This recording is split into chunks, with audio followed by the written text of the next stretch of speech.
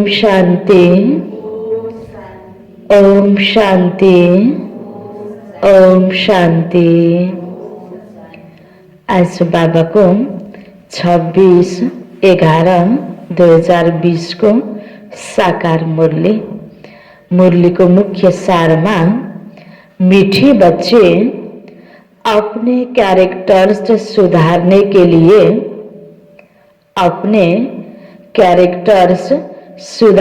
के लिए याद की यात्रा में रहना है। याद की यात्रा में रहना है। बाप की याद ही तुम्हें सदा सौभाग्यशाली बनाएगी। बाप की याद ही तुम्हें सदा सौभाग्यशाली बनाएगी। मीठे बच्चे अपने कैरेक्टर्स सुधारने के लिए याद की यात्रा में रहना है। बाप की याद ही तुम्हें सदा सौभाग्यशाली बनाएगी। बाबा भन्दै हुनुहुन्छ तिमीले आफ्नो क्यारेक्टरलाई सुधार्नको लागि राम्रो चरित्रवान बन्नको लागि बाबालाई याद गर। बाबाको यादले नै तिमीलाई सदा सदा सौभाग्यशाली बनाउँछ भन्दै हुनुहुन्छ बाबा। किनकि सौभाग्यशाली भनेपछि जोसँग धेरै प्राप्ति छ, सम्पन्न छ, हैन, उन्नतितिर लागेको छ भने दुनियाँमा पनि हो यो त कति भाग्यशाली छ भनिन्छ नि। भाग्यशाली भन्दा पनि अझै उच्च सौभाग्यशाली, अझै पद्मापदम भाग्यशाली, जसले धेरै भाग्य प्राप्त गर्छ, जोसँग प्राप्ति धेरै छ। प्राप्तिबाट वञ्चित भयो भने ओहो मेरो कस्तो दुर्भाग्य, मलाई यस्तो बेहोर्नु पर्यो, मसँग केही छैन भनिन्छ नि। चाहे त्यो धनको हिसाबले हो, चाहे त्यो सम्बन्धको हिसाबले हो, चाहे रूप रङको हिसाबले हो, कुनै पनि कुरामा कमी भयो भने दुर्भाग्य भनिन्छ। सम्पन्नता छ भने भाग्यशाली भनिन्छ। त आज हरेक मनुष्य आत्मामा जो गुण हुनुपर्ने हो नि, त्यो गुणबाट आज मनुष्य आत्मा के बनेको छ? दुर्भाग्यशाली बनेको छ नि। कहाँ सतयुगी देवता दिव्य गुणले सम्पन्न मनुष्य आत्मा कहाँ अहिले असुरसम्म बनिसकेको छ। एक अर्कालाई देखेर डराउनु पर्ने स्थिति छ। त यस्तो स्थितिमा आज हरेक हामी मनुष्य आत्मालाई, हरेक बच्चालाई बाबा सुधार्न आउनु भएको छ। तिमीले आफूलाई सुधार, त्यसको एउटै उपाय हो मेरो याद भनेर बाबाले युक्ति बताउनु भयो। जे कुरा सकिन्छ त्यसको स्रोतसँग सम्बन्ध राख्नुपर्छ नि लिनको लागि। त्यस्तो आज हामी दुखी छौँ, अशान्त छौँ, पीडित छौँ, रोगी छौँ भने अब स्वस्थ बन्नको लागि, सुखी शान्त बन्नको लागि, सुख शान्तिको सागर, प्रेमको सागर बाबासँग सम्बन्ध जोड्नुपर्छ। यही सम्बन्धले नै बाबाबाट हामीले सबै कुराको प्राप्ति गर्छौँ, सबै कुराको सम्पन्नतालाई हामीले प्राप्त गर्छौँ, हामी सौभाग्यशाली बन्न सक्छौँ। प्रश्नमा अवस्था की परख किस समय होती है? अवस्था की परख किस समय होती है? अच्छी अवस्था किसकी कहेंगे? अच्छी अवस्था किसकी कहेंगे? हामीले आफ्नो अवस्था ठीक छ, मेरो अवस्था एकदमै राम्रो छ, स्थिति राम्रो छ भनेर सोचिरहेका हुन्छौँ भने कति बेला यसको परख हुन्छ त? राम्रो अवस्था केलाई मान्न सकिन्छ त? कुनै पनि व्यक्तिको अवस्था स्थिति ठीक छ, कसरी हामीले मूल्याङ्कन गर्ने त? परख कसरी गर्ने त? उत्तरमा बाबा भन्दै हुनुहुन्छ अवस्था की परख बीमारी के समय होती है। अवस्था की परख बीमारी के समय होती है। बीमारी में भी खुशी बनी रहे, बीमारी में भी खुशी बनी रहे और खुश मिजाज चेहरे से बाप की याद सबको दिलाते रहो। खुश मिजाज चेहरे से बाप की याद सबको दिलाते रहो। यही है अच्छी अवस्था, यही है अच्छी अवस्था। अगर खुद रोएंगे, उदास होंगे तो दूसरों को खुशमिजाज कैसे बनाएंगे? अगर खुद रोएंगे, उदास होंगे तो दूसरों को खुश मिजाज कैसे बनाएंगे? कुछ भी हो जाए रोना नहीं है। किन गर्ने? कुछ भी हो जाए रोना नहीं है। यो एउटा उदाहरण बाबाले एउटा परिस्थिति बताइदिनु भयो कि बिमारी भए पनि तिमी खुसी हुनुपर्छ। त्यस्तै अनेक प्रकारको विपरीत परिस्थिति आउँछ। यो भए तनमा रोग लाग्ने कुरा भयो, कहिले धनमा घाटा लाग्ला, कसैले सम्बन्धीले जनले हैन कि आफूले सोचे जस्तो व्यवहार नगर्देला। परिस्थिति त विभिन्न प्रकारका आउँछ नि। कति प्लान राखेर अगाडि बढ्दा त्यो प्लानमा सफलता हासिल नहोला। त बाबाले हामीलाई के सिकाउनु भयो? हामी ज्ञानी त्यो आत्मा हो, योगी त्यो आत्मा हो भने हरेक परिस्थितिमा समान स्थिति भयो भने बल्ल राम्रो अवस्था भयो नि। दुःख सुख हानि नोक्सानी हैन हरेक कुरामा निन्दा स्तुति सबैमा समान स्थिति भयो भने बल्ल यसको स्थिति राम्रो बन्यो। बाँकी सुखमा हैन खुसी हुने, दुःखमा आत्तिने त दुनियाँको सबै आत्मा छ नि त हैन। बिमारी भयो भने अय्या आथु यो भयो त रुने, यो कर्म भोग हो भनेर बाबाले हामीलाई त यो ज्ञानको चिन्तन गर्नको लागि पोइन्ट दिनुभएको छ नि। यो ज्ञान बुझेर पनि जानेर पनि हामी दुःखी भयौँ भने त हाम्रो अवस्था ठिक रहेनछ हैन। हामीले राम्रो अवस्था बनाउन सकेका रहेनछौँ भनेर आफूले आफूलाई परख गर्ने। त्यही भएर भनिन्छ हैन भगवानसँग विश्वास पनि निश्चय पनि असफल समयमा मात्रै थाहा लाग्छ भनिन्छ। न राम्रो हुँदा त ए भगवान तिमीले मलाई राम्रो गर्दै भनेर मानिरहेका हुन्छन्, के कुरा बिग्रियो भने भगवान छैन भन्ने प्रकारको भगवानप्रति विश्वास हट्छ। अनि त्यसकारणले कतिको निश्चय छ त भन्ने कुरा पनि असफल परिस्थितिमा नै थाहा हुन्छ। त्यस्तै आत्माको मजबुती हैन हाम्रो मनोबल उच्च कतिको छ, कतिको अवस्था राम्रो छ भन्ने कुरा यसरी बिमारीको समयमा थाहा हुन्छ भनेर बाबाले यो बिमारी रूपी परिस्थितिलाई उदाहरण दिनुभयो। सबै परिस्थितिमा यसरी हामीले आफूलाई चेकिङ गर्ने र बाबा भन्दै हुनुहुन्छ कुछ भी हो जाए रोना नहीं है। सदैव यो ड्रामामा हरेक आत्माको एउटै रोल छैन। कहिले सुख कहिले दुःख, यो त सबै परिवर्तन भइहाल्छ। यसरी सोचेर दुःखको परिस्थिति पनि लामो समय रहँदैन र चिन्तित भएर दुखी भएर यो तुरुन्त ठिक हुने पनि हुँदैन। त्यसकारण जस्तो सुकै परिस्थितिमा पनि तिमीले आफ्नो चेहरालाई हँसिलो बनाऊ, खुश मिजाज चेहरा बनाऊ, बल्ल तिम्रो स्थिति राम्रो छ भन्ने यो परख गर्ने आधार हो भन्दै हुनुहुन्छ बाबा। ओम शांति। 2 अक्षर गाए जाते हैं, दुर्भाग्यशाली और सौभाग्यशाली।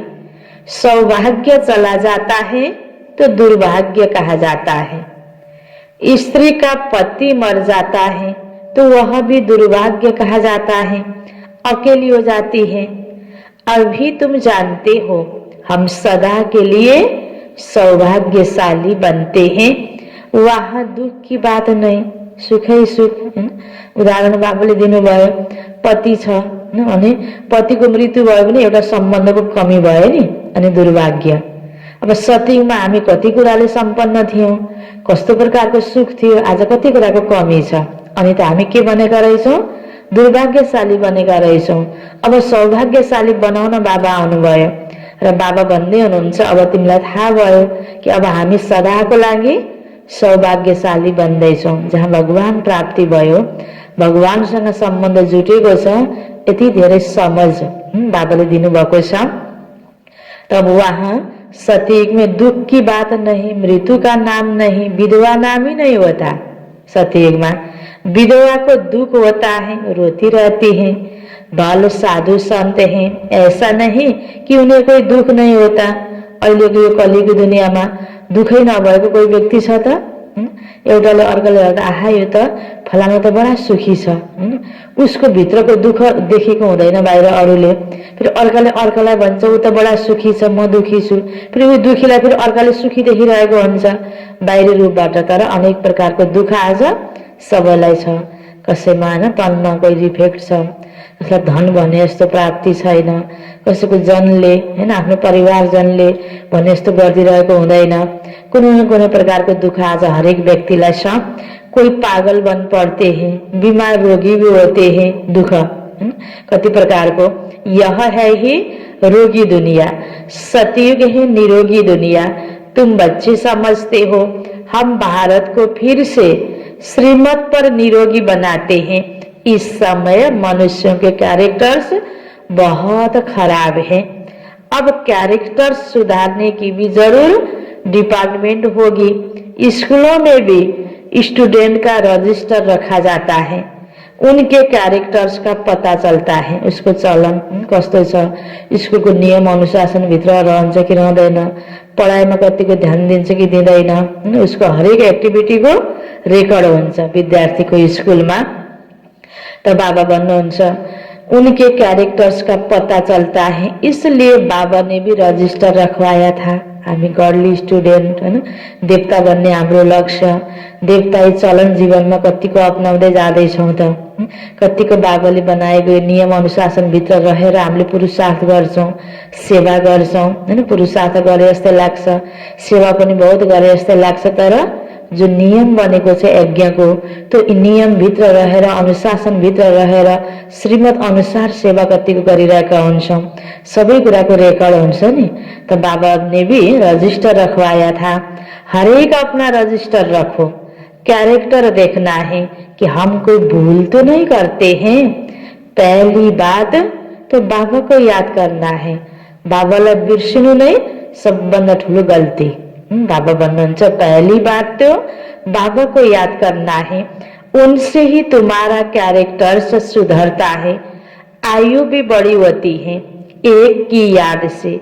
यह तो है ज्ञान रतन, याद को रतन नहीं कहा जाता, याद से ही तुम्हारे कैरेक्टर सुधरते हैं। यह 84 जन्मों का चक्र तुम्हारे सिवाय और कोई समझा न सके, इस पर ही समझाना है। विष्णु और ब्रह्मा, शंकर के तो कैरेक्टर नहीं कहेंगे न। विष्णु को अवस्था कति राम्रो थियो सतयुगमा, पुनर्जन्म लिँदै लिँदै आउँदा अन्त तक त्यो अवस्थामा गिरावट आयो। फेरि त्यही तनमा बाबा प्रवेश गरेर ब्रह्मा नाम दिएर फेरि उसको क्यारेक्टरलाई सुधार गरेर फेरि विष्णु पद दिलाउँदै हुनुहुन्छ बाबाले। त्यस्तै एक ब्रह्माको साथमा हामी सबै ब्राह्मण बच्चाहरूले हामीले आफ्नो चलनलाई आफ्नो बानीलाई सुधार गरेर हैन दिव्य गुणले युक्त आफूलाई बनाउनु छ, देवता भन्नुको योग्य बनाउनु छ। तो बाबा भन्नुहुन्छ तुम बच्चे जानते हो ब्रह्मा और विष्णु का आपस में क्या कनेक्शन है। विष्णु के 2 रूप है लक्ष्मी नारायण। ते लक्ष्मी नारायण पुनर्जन्म लिँदै आउँदाखेरि राधा र कृष्ण त आपसमा के सम्बन्ध रहेछ? आत्मा त एउटै हो नि, शरीर मात्रै फरक फरक लिएको रहेछ। वही फिर 84 जन्म लेते हैं, 84 जन्मों में आपे ही पूज्य आपे ही पुजारी बनते हैं। प्रजापिता ब्रह्मा तो जरूर यहाँ ही चाहिए ना, साधारण तन चाहिए, बहुत करके इसमें ही मोजते हैं। ब्रह्मा तो है ही पतित पावन बाप का रथ, कहते भी हैं दूर देश का रहने वाला आया देश पराया, पावन दुनिया बनाने वाला पतित पावन बाप पतित दुनिया में आया। पतित दुनिया में एक भी पावन नहीं हो सकता। अभी तुम बच्चों ने समझा है कि 84 जन्म हम कैसे लेते हैं। कोई तो लेते होंगे ना 84 जन्म, जसको सतीको सुरुबाट नै पाठ छ उसको 84 जन्म पूरा हुन्छ। तो बाबा भन्नुहुन्छ जो पहले पहले आते होंगे उनके ही 84 जन्म होंगे। सतयुग में देवी देवता आते हैं भनेपछि को पर्यो त 84 जन्म लिने वालामा? हामी बाबाका बच्चा, सतयुगी देवी देवता बनने वाला बच्चा। मनुष्यों का जरा भी ख्याल नहीं चलता 84 जन्म कौन लेंगे। समझ की बात है ना। पुनर्जन्म तो सब मानते हैं, 84 पुनर्जन्म हुए यह बड़ी युक्ति से समझाना है। 84 जन्म तो सभी नहीं लेंगे ना, पुनर्जन्म त सबैले लिन्छन्। त बाबा भन्नुहुन्छ 84 पुनर्जन्म लिनको लागि सत्यको सुरुमै आउनु पर्यो। अब जो सत्यको अलि पछि पछि आउने वाला आत्मा त्रेता भइसक्दाखेरि परमधामबाट आउने वाला आत्मा, द्वापरमा आउने, कलिको लास्टमा अहिलेसम्म परमधामबाट आउँदै गरेको आत्मा सबैको त 84 जन्म पुरा हुँदैन नि। पुनर्जन्म 84वटा हुँदैन। 84 जन्म तो सभी नहीं लेंगे ना, एक साथ सब थोड़े आएंगे और एक साथ थोड़े शरीर छोडेंगे हैन। परमधामबाट आउने बेलामा एकैचोटि आउने होइन, यहाँ शरीर छोड्ने बेलामा पनि एकैचोटि छोड्ने होइन, तर घर जाने बेलामा जरुर सबै फेरि एकैचोटि जाने हो। परमधाम जाने बेलामा लास्टमा भगवान वो बाज हैं कि तुम अपने जन्म को नहीं जानते हो, भगवान ही बैठ समझाते हैं। यति यति जन्म लियो तिमीले हैन। पहिला पहिला शरीर छोडेको व्यक्तिले यही पुनर्जन्म लिइरहेको छ। यी पुनर्जन्मको कहानी, 84 जन्मको कहानी, सत्य त्रेता द्वापर कलियुगको समयको बारेमा बाबाले अलि स्पष्ट हामीलाई सम्झाइ बुझाइरहनु भएको छ। तुम आत्माएं 84 जन्म लेती हो, यह 84 की कहानी बाप तुम बच्चों को बैठ सुनाते हैं, यह भी एक पढ़ाई है। 84 का चक्र तो जानना बहुत सहज है, दूसरे धर्म वाले इन बातों को समझेंगे नहीं। तुम्हारे में भी कोई सभी 84 जन्म नहीं लेते हैन। बाबाको बच्चाहरू मध्येमा पनि जसको पुरुषार्थ सत्यको सुरुमै आउनेको पुग्दैन भने उसको 84 जन्म त पुग्दैन नि। तो बाबा भन्नुहुन्छ सभी के 84 जन्म हो तो सभी इकट्ठे आ जाए, यह भी नहीं होता। सारा मदार पढ़ाई और याद पर है। अन्य आत्मा त द्वापरबाट आउने आत्मा त आउने भएन, तर बाबाकै बच्चाहरू मध्येमा पनि सबैको अवस्था एउटै नहुँदा सबैको 84 जन्म पूरा हुँदैन। तुम्हारे में भी कोई सभी 84 जन्म नहीं लेते, सारा मदार पढ़ाई और याद पर है, उसमें भी नंबर 1 है याद। डिफिकल्ट सब्जेक्ट पर मार्क्स मिल जाती है जास्ती, उनका प्रभाव भी होता है। उत्तम मध्यम कनिष्ठ सब्जेक्ट होती है ना, इनमें है 2 मुख्य।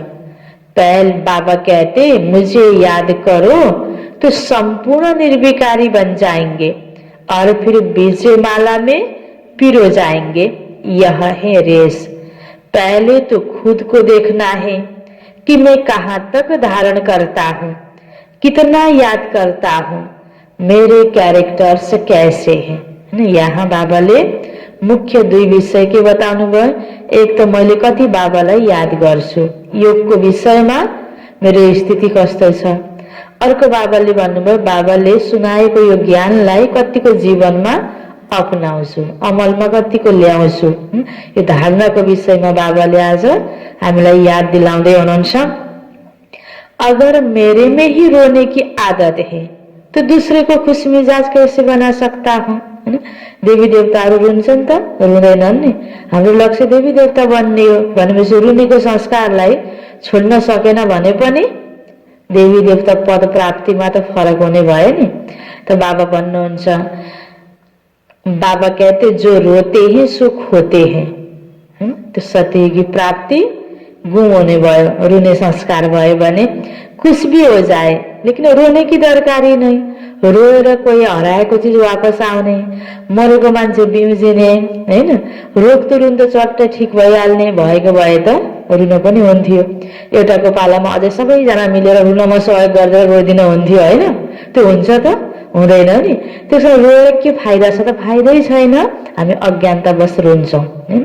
त्यसकारण नै बाबाले यो कुरा भन्नुभएको छ कि बच्चे रोएर कोही फाइदा छैन। अगर मेरे में ही रोने की आदत है तो दूसरे को खुश मिजाज कैसे बना सकता हूँ। खुश भी हो जाए लेकिन रोने की दरकार नहीं। बीमारी में भी खुशी से इतना तो कह सकते हो कि अपने को आत्मा समझ बाबा को याद करो। पर आफूले त बाबालाई याद गरिरहेको हुनु पर्यो बिरामी भएको बेलामा। अनि त कोही भेट्न आउँछन्, बिमारी भएपछि त भेट्नको लागि फेरि हैन लाइन लाग्छ नि, के भयो भनेर सबै दुःख सुख हैन त्यहाँ मद्दत गर्नको लागि आएको भन्ने हुन्छ नि। बिरामी त घट्ने त होइन, सबै भेट्न आउँछन्। अनि त्यति बेला 2 शब्द बाबाकै सन्देश देऊ।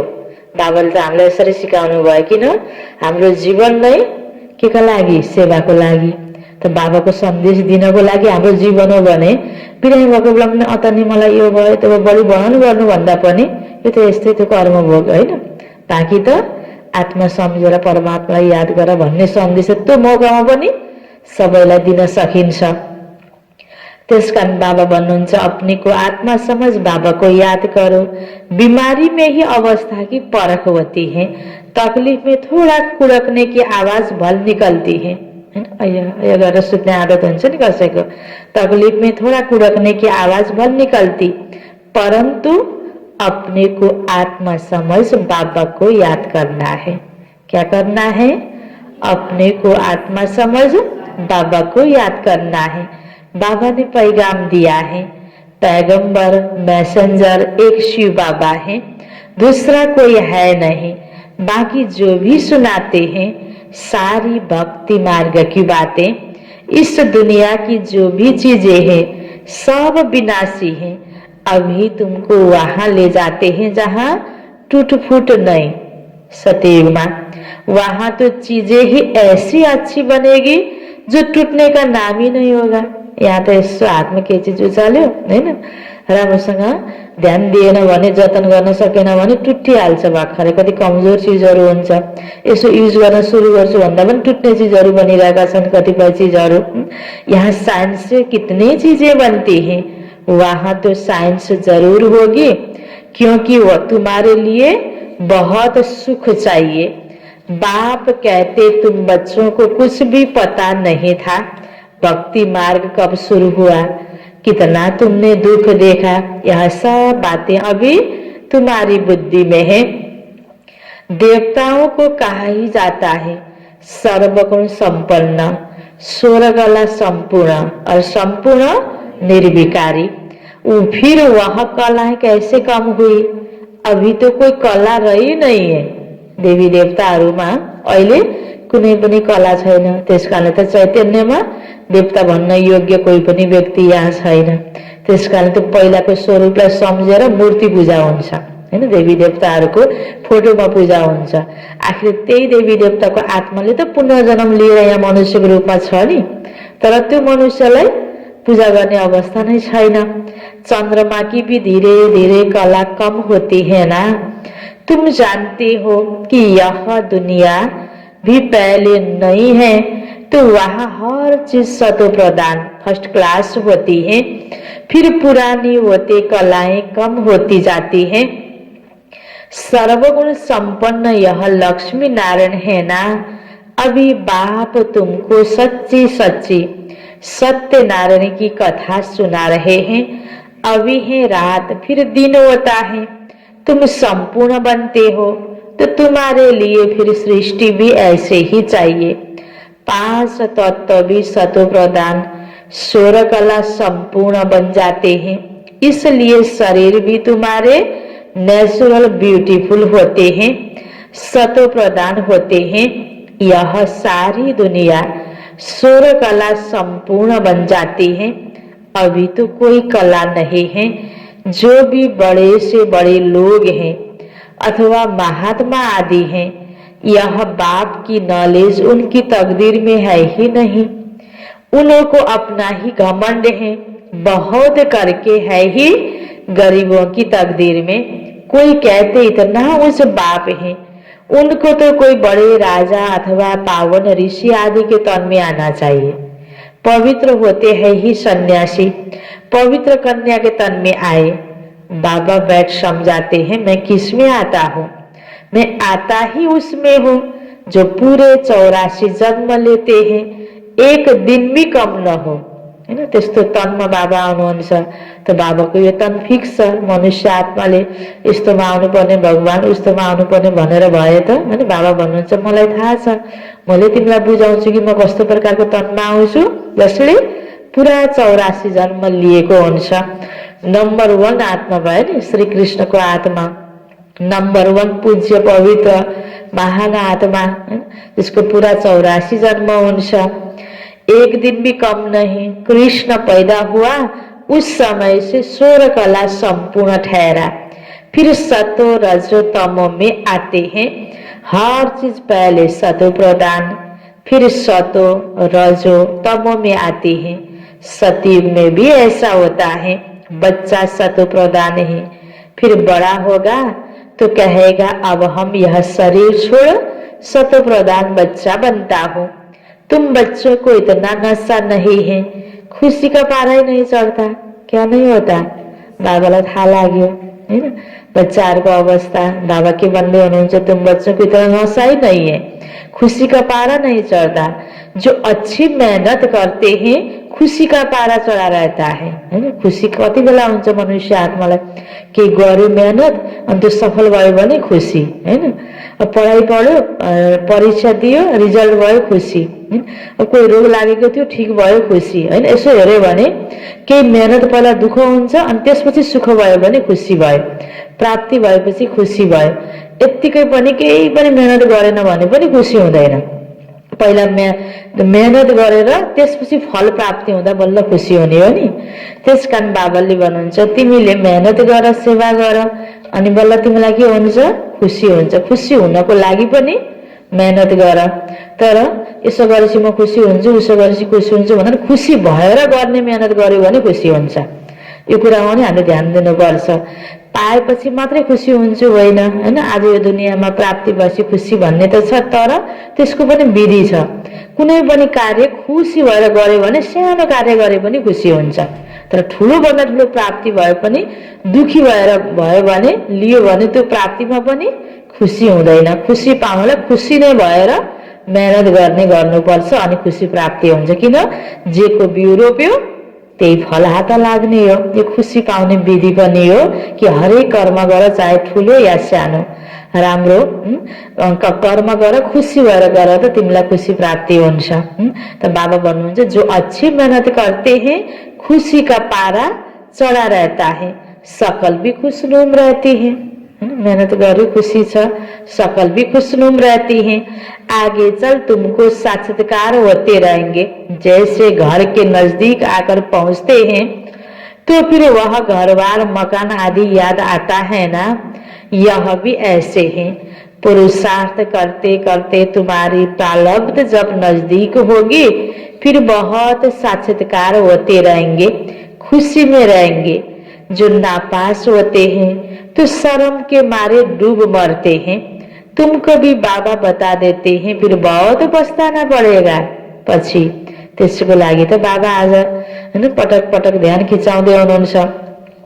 अपने भविष्य का साक्षात्कार करेंगे, हम क्या बनेंगे बाबा दिखलाएंगे। क्या दिखलाएंगे? यह विकर्म तुमने किया। यति धेरै तिमीलाई सम्झाएको थिएँ, बुझाएको थिएँ। पुरुषार्थ गर्नको लागि धेरै विधि पनि बताइदिएको थिएँ। फेरि पनि यो विकर्म तिमीबाट भयो। पूरा पढ़े नहीं, ट्रेटर बने, इसलिए यह सजा मिलती है। सब साक्षात्कार होता है हैन। मैले यति राम्रोसँग तिमीलाई आफ्नो बच्चा बनाएर सबै कुरा पढाएको, तर तिमीले के गर्यो? ट्रेटर बनिदियो, विश्वासघात गरिदियो हैन। एउटै ग्याङमा रहेर अर्को दुश्मनसँग मिल्ने कार्य गर्यो भने के हुन्छ? ट्रेटर भयो नि। हामी पनि यो बाबाको संगठनमा रहेर हैन, त हामी अब अन्य संगठनसँग अब हामीले आफ्नो दुःखभरि प्रस्तुति यो त्यो भनेर हैन नराम्रा कुराहरू सेयर गर्ने, नराम्रो कुराहरूसँग लिङ्क जोड्ने अनि यहाँको संगठनमा डिस्टर्ब हुने कार्य गर्यो भने ट्रेटर हो कि होइन त? यसरी हामीले आफूलाई चेक गर्नुपर्छ। म यहाँको लागि ट्रेटर बनेको छु कि म एकदम सपोर्ट वाला मद्दतगार पक्का बाबाको अनुशासित बच्चा बनेको छु? यो हामी हरेक बच्चाले चेकिङ गर्नुपर्छ। जो हामी जहाँ छौँ त्यहाँको लागि पुरा मद्दतगार बनेर रहन सक्नुपर्छ। बाहिर पनि त्यो संगठनको विरुद्धमा अर्को संगठनसँग मिल्ने व्यक्तिलाई के भनिन्छ? ट्रेटर हैन। त बाबा भन्नुहुन्छ, फिर बिगर साक्षात्कार सजा कैसे देंगे, मैले त्यो गरेकै होइन भन्ने हुन्छ नि। ल बाबाले साक्षात्कार गराएर बल्ल धर्मराजको रूपमा बाबा त्यति बेला उपस्थित भएर सजा दिनुहुन्छ। कोर्ट में भी बताते हैं, तुमने यह किया उसकी सजा है। त्यसरी नै फेरि हामीलाई पनि के हुन्छ? भोलि हाम्रो लुजनेसहरू, अलबेलापनहरू, गल्तीहरू झल्झली हैन हेरेर सजा खानु पर्दा सँगै बसेको साथी हैन, सँगै सेवा गरेको बराबर गरे जस्तो, अझ उसले भन्दा मैले बढी गरे जस्तो लाग्ने, अनि ऊ पास भएर अगाडि जाने, आफू फेल भएर सजा खानु पर्दा कस्तो होला? कति सानो सानो सूक्ष्म कुराहरूमा अहिले ध्यान दिनुपर्छ पुरुषार्थको लागि, सेवाको लागि। जब तक कर्मातीत अवस्था हो जाए तब तक कुछ न कुछ निशानी रहेगी। आत्मा पवित्र हो जाती है, फिर तो शरीर छोड़ना पड़ेगा। यहाँ रह न सके वह अवस्था तुमको धारण करनी है। तो अभी तुम वापिस जाए फिर नई दुनिया में आने के लिए तैयारी करते हो। तुम्हारा पुरुषार्थ ही यह है कि हम जल्दी जल्दी जाए फिर जल्दी जल्दी आए। जैसे बच्चों को खेल में दौड़ाते हैं ना, निशान तक जाकर फिर लौट आना है। तुमको भी जल्दी जल्दी जाना है, फिर पहले नंबर में नई दुनिया में आना है। तो तुम्हारी यह रेस है। स्कूल में भी रेस कराते हैं ना, तुम्हारा है यह प्रवृत्ति मार्ग। तुम्हारा पहले पहले पवित्र गृहस्थ धर्म था, अभी है विशेष, फिर वाइसलेस वर्ल्ड बनेगा। गृहस्थ त देवी देवताहरूको पनि थियो हैन, बाल बच्चा थिए तर कति पवित्र गृहस्थ थियो। पवित्रताको लागि छुट्टै हैन घर त्याग्नु पर्ने, आश्रम छुट्टै आश्रममा बस्नु पर्ने, या पूजा आजा गर्न छुट्टै मन्दिर चाहिने, त्यस्तो थिएन नि। सबै पवित्र आत्माहरू थिए त्यति बेला। इन बातों को तुम स्मरण करते रहो तो भी बहुत खुशी रहेगी। हम ही राज्य लेते हैं फिर कमाते हैं, हीरो हीरोइन कहते हैं ना। हीरे जैसा जन्म लेकर फिर कौड़ी जैसे जन्म में आते हैं। अभी बाप कहते तुम कौड़ियों के पिछाड़ी टाइम वेस्ट मत करो। यह कहते हैं हम भी टाइम वेस्ट करते थे हैन, चाहे ब्रह्मा बाबा दादीहरू हामी सबै पहिला ज्ञान पाउनुभन्दा पहिला सानो सानो कुरा पनि को पछाडि लागेर हैन कति समयलाई बर्बाद गर्यौं। तो हमको भी कहा अब तो तुम मेरा बनकर यह रूहानी धंधा करो, तो झट सब कुछ छोड़ दिया ब्रह्मा बाबाले। सती की प्राप्तिको तुलनामा, यो भगवान प्राप्तिको तुलनामा, अहिले गर्नुपर्ने सेवाको तुलनामा, यो सौभाग्यको तुलनामा तो दुनियावी प्राप्ति केही पनि होइन रहेछ। ब्रह्मा बाबालाई तुरंत निश्चय भयो, पैसे कोई फेंक दे तो नहीं देंगे, फेंक तो नहीं देंगे, पैसे तो काम में आते हैं। पैसे बिना कोई मकान आदि थोड़ी मिल सकता है।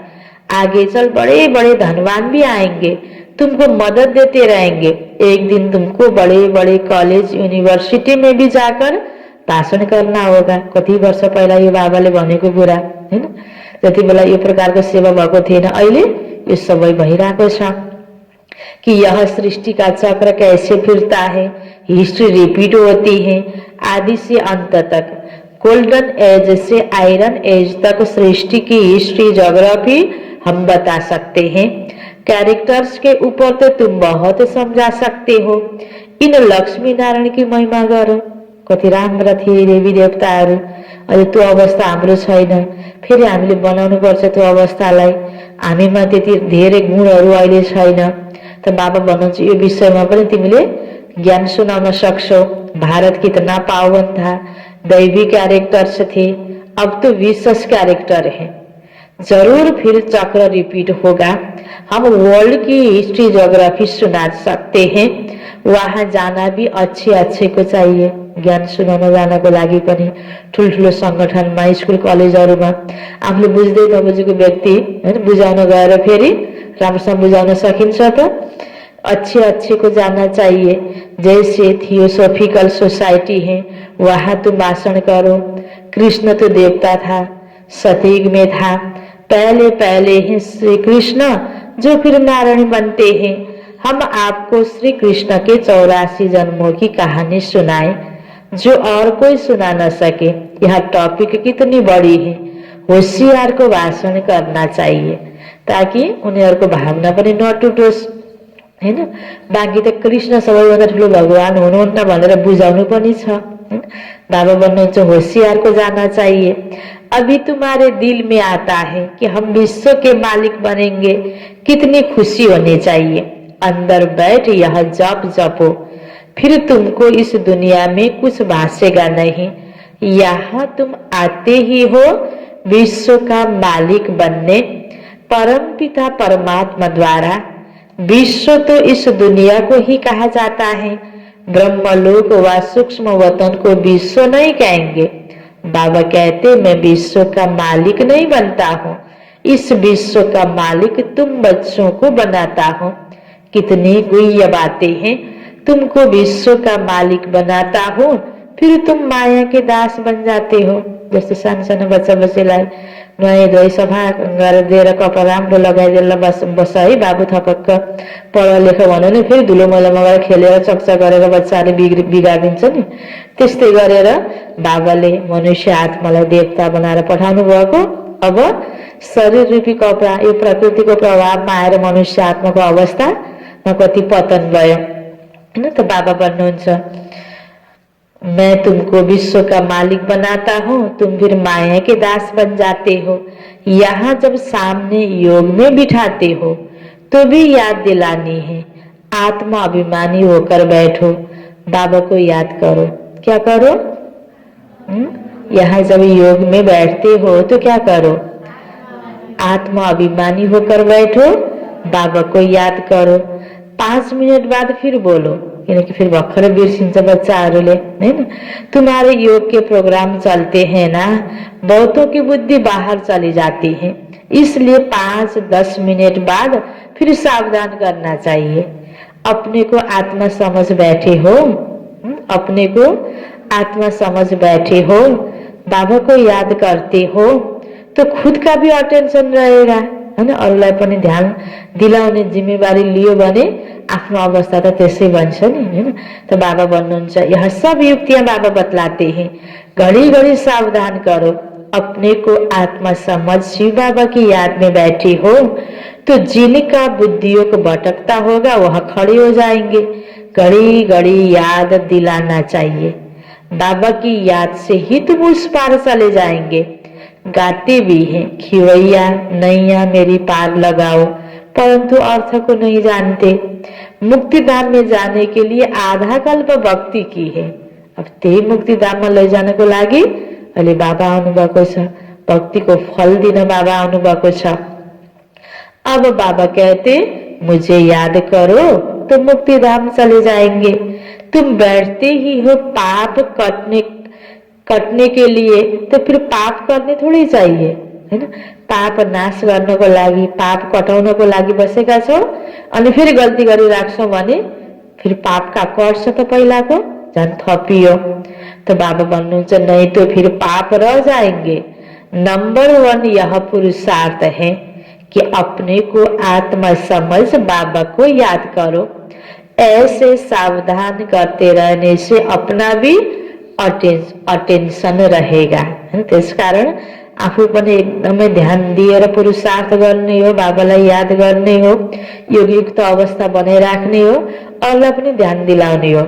आफ्नो अटेन्सन दिन पनि झ्याउ लाग्ने हैन, अरूलाई पनि अटेन्सन दिलाउनको लागि किन कति भनिराख्ने र अर्कालाई त्यो नै एकदम शुद्ध भावनाले हैन। जबसम्म उसको अवस्था बन्दैन आफ्नो कर्तव्यको घेराभित्र हामीले हरेकलाई एक आपसमा अटेन्सन दिलाउनु पर्छ। आफू पनि त्यही रूपले अटेन्सन दिँदै अगाडि बढ्नु पर्छ। खुद को भी सावधान करना है, खुद भी याद में बैठे तब औरों को बिठाए। हम आत्मा हैं, जाते हैं अपने घर, फिर आकर राज्य करेंगे। अपने को शरीर समझना यह भी एक कड़ी बीमारी है, इसलिए ही सब रसातल में चले गए हैं। दुनियाँको अहिले यस्तो दुखी हालतको पछाडिको कारण के हो त? आफूलाई शरीर सम्झिनु, शरीरको लागि सबै कुरा गर्नु ताकि आत्मालाई व्यवस्था गर्नु हैन, यही नै हो। उनको फिर अब सैल्वेज करना है। अच्छा, मीठे मीठे सिकिल दे बच्चों प्रति माता पिता बाप दादा का याद प्यार और गुड मॉर्निंग। रूहानी बाप की रूहानी बच्चों को नमस्ते, रूहानी बच्चों की रूहानी बाप को याद प्यार गुड मॉर्निंग और नमस्ते नमस्ते। धारणा को लागि मुख्य सार पहिलो पोइन्टमा अपना टाइम रूहानी धंधे में सफल करना है। अपना टाइम रूहानी धंधे में सफल करना है। हीरे जैसा जीवन बनाना है, हीरे जैसा जीवन बनाना है। अपने को सावधान करते रहना है, अपने को सावधान करते रहना है।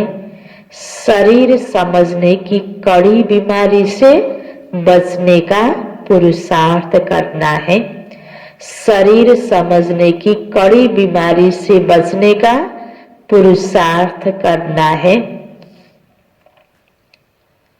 दूसरों पर माया का दास नहीं बनना है, कभी भी माया का दास नहीं बनना है। अंदर में बैठ जाप जपना है कि हम आत्मा है। अंदर में बैठ जप जपना है कि हम आत्मा है। खुशी रहे, हम बेगर से प्रिंस बन रहे हैं। खुशी रहे कि हम बेगर से प्रिंस बन रहे हैं।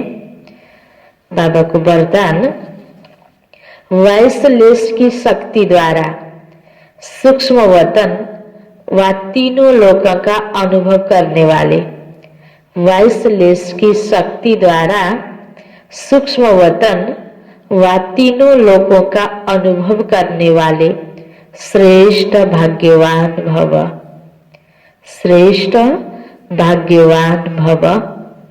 वैसलेस की शक्ति द्वारा सूक्ष्म वतन व तीनों लोकों का अनुभव करने वाले श्रेष्ठ भाग्यवान भव। इसको विस्तार में, जिन बच्चों के पास वैसलेस की शक्ति है, जिन बच्चों के पास वैसलेस की शक्ति है, बुद्धि योग बिल्कुल रिफाइन है, अपवित्रता है ना, विकारी संकल्प मिक्स छैन, जो बच्चासँग वैसलेस बुद्धि छ, शक्ति छ, बाबा भन्नुहुन्छ ऐसे भाग्यवान बच्चे सहज ही तीनों लोकों का सैर कर सकते हैं।